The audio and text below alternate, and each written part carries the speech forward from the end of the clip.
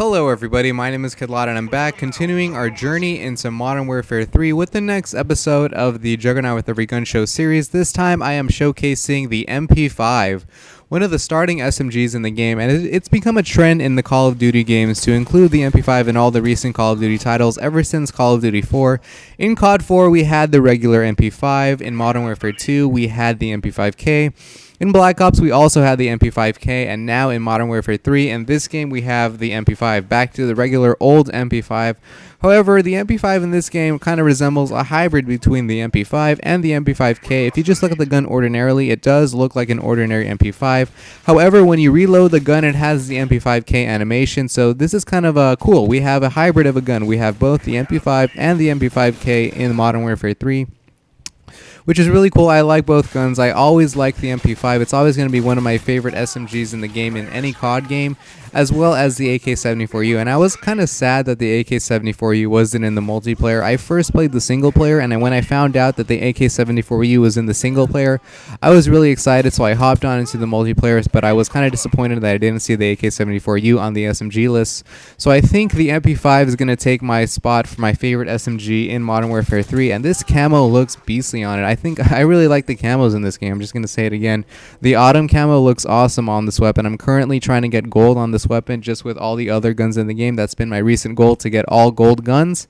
However, I think I'm going to stick with the autumn camo for the MP5 because I like it a lot. And I'm going to commend Treyarch for their work on the camo on this game. Or, yeah, Treyarch. I don't know. Wait, Infinity Ward made the camos, but Treyarch implemented the camos for the Wii. And the reason I bring the Wii up is because for the Wii, in the past iterations of Call of Duty, the camos for the Wii haven't really been all that good. They've been kind of like unclear, kind of blurry. They haven't really shown well on the guns until recent Call of Duties. And in this game, definitely they look awesome, and I like them a lot. It definitely brings a lot of good aesthetic appeal to the weapon. And you know me, I pick my weapons arbitrarily. I pick my weapons based on the way they look and how they feel. And definitely the camos add a really good feeling to the guns that I use in the game. So I'm definitely going to commend Treyarch and top my hat off to them. Thank you so much for doing good work on the camos in this game. And now let's talk about the MP5 itself and the way it performs in the game. And the MP5 is a pretty good SMG. I would say it's an above average SMG. It has an above average rate of fire, and it does pretty good damage even at long ranges.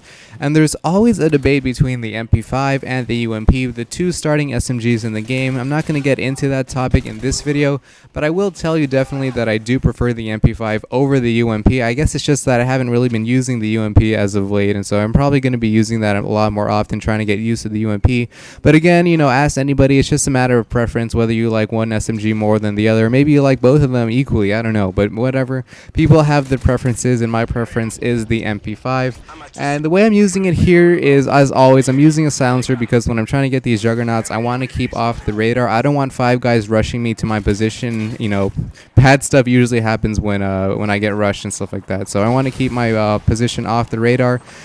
However, though, that kind of puts me at a disadvantage in terms of damage, because with the silencer attachment, your damage goes down with the weapon, or your range at least. Your range goes down with the weapon, which is also kind of a function of damage in itself. So that's why instead of the attachment proficiency like I always use, I like the iron sights a lot for the MP5, so I really don't need a red dot sight. Instead, I'll use the proficiency range in order to combat my weakness of lowered range with the silencer. I like that combination a lot. Silencer to keep you off the radar, and the range in order to increase your range after your deficit with the silencer. It's a pretty good combination in my opinion, and so that's how I use my MP5, and I've been using it pretty well like you see here.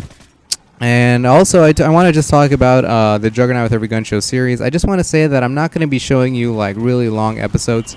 I'm just going to focus on the long kill streak, getting to the Juggernaut, and probably just end the video after I get killed by the Juggernaut, as my 2 teammates funnily die here to a fake care package. And the reason for that is because I really don't want to bore you guys. I want to keep these videos kind of short, kind of quick, so you know it's just a really fast kind of thing, in and out kind of thing. Because, you know, after I die with the Juggernaut, and I do kind of die a lot, you know, it's kind of an embarrassing thing because you really don't want to die with the Juggernaut. You kind of want to support your team. But I kind of do die a lot with the Juggernaut, and so I don't want to kind of bore you after the gameplay. So I'll probably just, like, quit all the gameplays or finish the video after my time with the Juggernaut is up. And so I'll just talk really quickly about the weaknesses of the Juggernaut. There's a kind of I guess two main weaknesses of the Juggernaut. The first one is to staying away from your teammates, or kind of being alone by yourself in your own island. That's always going to be pretty bad, because even if you have the attack Juggernaut, which is a lot better than the recon Juggernaut, you still can get swarmed by a lot of people in like multiple directions. And if that happens, you'll probably die, unfortunately. That's the first weakness, is to stay away from your team and get swarmed by people. That's the first weakness. The second weakness is something that you kind of can't really avoid. It's rockets that are direct impact kill the Juggernaut in one hit.